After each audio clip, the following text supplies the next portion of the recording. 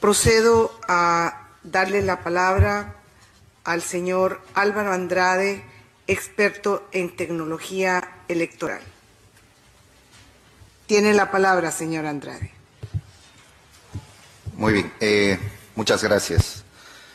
Muy buenas tardes a todos, miembros del Consejo Permanente de la OEA, delegados de todas las misiones y todos los presentes.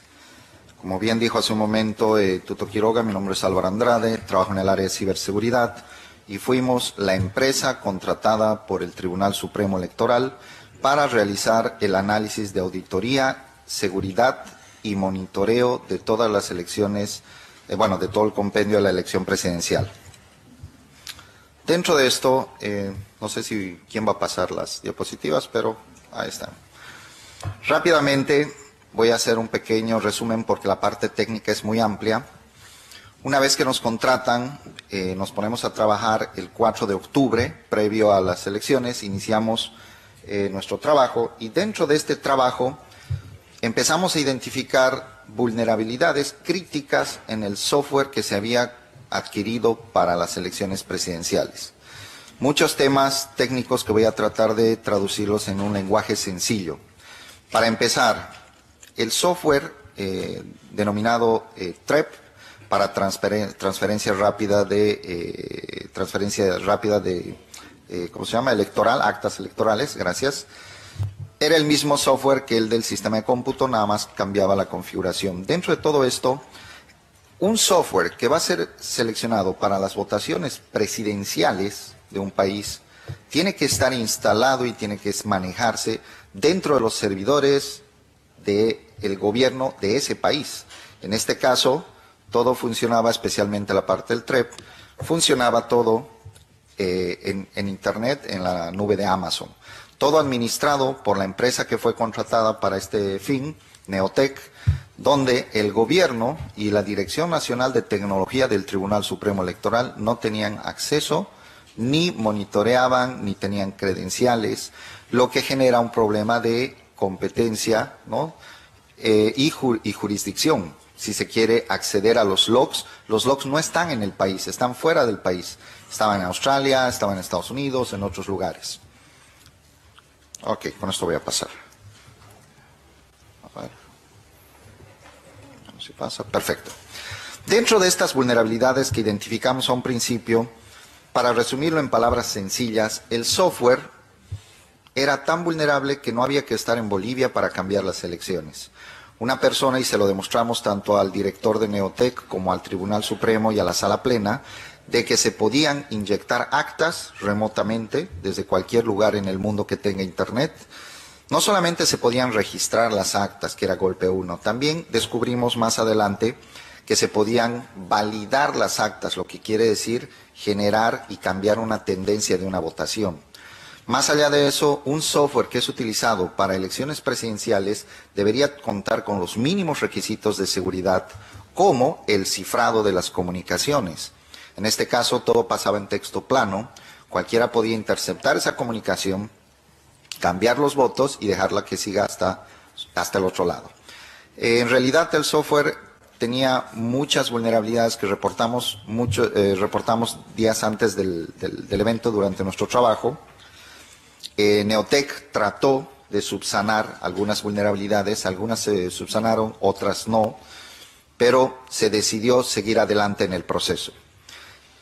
El protocolo de cereo de base de datos que ven en la pantalla, cereo, no existe esa palabra, pero era la palabra que se utilizaba, un léxico técnico que utilizaban para poner en cero las bases de datos antes de iniciar las elecciones presidenciales. Se desarrolló un procedimiento para hacer esto, donde se invitó también a 2 observadores de la OEA, que tuve el gusto de verme con alguno de ellos hace un momento, para que ellos puedan ver y sean parte de este proceso, que al final, siempre digo, terminó siendo un show, nada más. ¿Qué fue lo que pasó? Delante de Sala Plena, del Tribunal y de los observadores de la OEA, se siguió un procedimiento para poner en cero las bases de datos, para que todo el software que se iba a analizar, después de la revisión del código fuente, certificar que no era malicioso, que no cambiaba la votación, que funcionaba como tenía que funcionar. se compiló y ese era el software que, una vez compilado, se le sacó una firma de integridad que certifica que no sufrió cambios de ahí en adelante. Terminado este procedimiento, se grabó el código fuente en un CD, se entregó a la presidenta y hasta donde se fue a guardar al Banco Central de Bolivia. Hasta ahí nadie después de eso debería poderse conectar ni tocar porque ya estábamos a horas de empezar las elecciones. Iniciamos ese mismo día en la noche, a las 11:20 de la noche, salta una alerta de seguridad, una conexión del director de Neotec, su usuario, lo llamamos, le digo, ¿por qué estás conectado? Nadie tiene que conectarse. En ese momento me dice, no, estaba olvidada, me olvidé cerear unas bases de datos, estamos a 4 horas de que ingresen las actas del extranjero, Corea, Japón, por favor, desconéctate. Al día siguiente, 5:30 de la mañana, nos llega, primero se desconectan nuestros agentes, se desconectan algunos agentes, luego de esto nos llega un email de Neotec que dice que había encontrado una falla en el software, en un botón de validación de actas, había entrado, había cambiado el código fuente en 3 archivos, había recompilado el software y había sacado un nuevo hash, una firma de integridad nueva, lo que inmediatamente invalida todo el protocolo de cereo de base de datos que se había hecho el día anterior. Ese CD que se envió al Banco Central ya no servía para nada, absolutamente para nada. De acá en adelante ya todo el proceso empezó a invalidarse y a viciarse de nulidad. Más adelante, a las 7:30 del mismo día, otro problema identificado, nuevo cambio del software, nueva firma, ya en el tercero ya ni siquiera nos envió firma de integridad. Más adelante se empiezan a realizar cambios en las bases de datos. Durante una elección presidencial, nadie, hasta que termine, tiene derecho a conectarse a la base de datos, que es donde se almacena la información crítica de la votación. El acceso a estas bases de datos se hizo con cuentas de alto privilegio, cuentas de administrador, las cuales empezaron a desanular actas. Las desanulaciones de las actas venían de los tribunales departamentales electorales. Todo esto lo tenemos registrado en los logs de nuestro sistema, en las bases de datos y en los backups.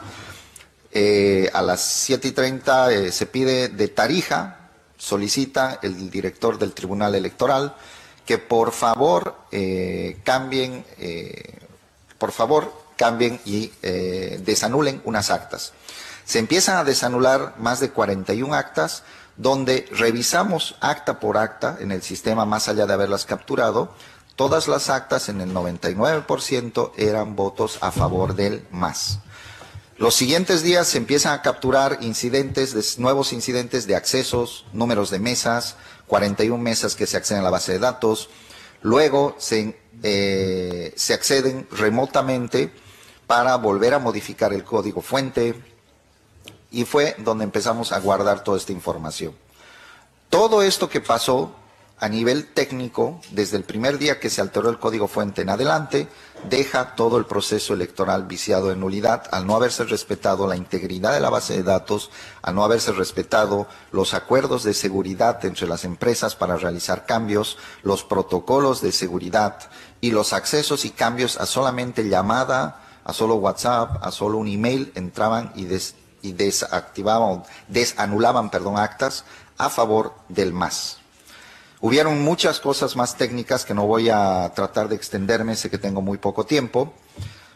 Directamente voy a pasar a lo que fue nuestra conclusión final, y puedo decir que en honor a la verdad, a la ética profesional y nuestro compromiso con la transparencia de la información, como empresa contratada por el Tribunal Supremo Electoral para las elecciones presidenciales de Bolivia, no podemos dar fe de la integridad de los resultados, debido a que todo el proceso está viciado de nulidad por la cantidad de alteraciones al código fuente, la cantidad de accesos y modificaciones que se hicieron de forma manual sobre las bases de datos con altos privilegios, y las inconsistencias del software que fueron surgiendo tanto en TREP como el sistema de cómputo.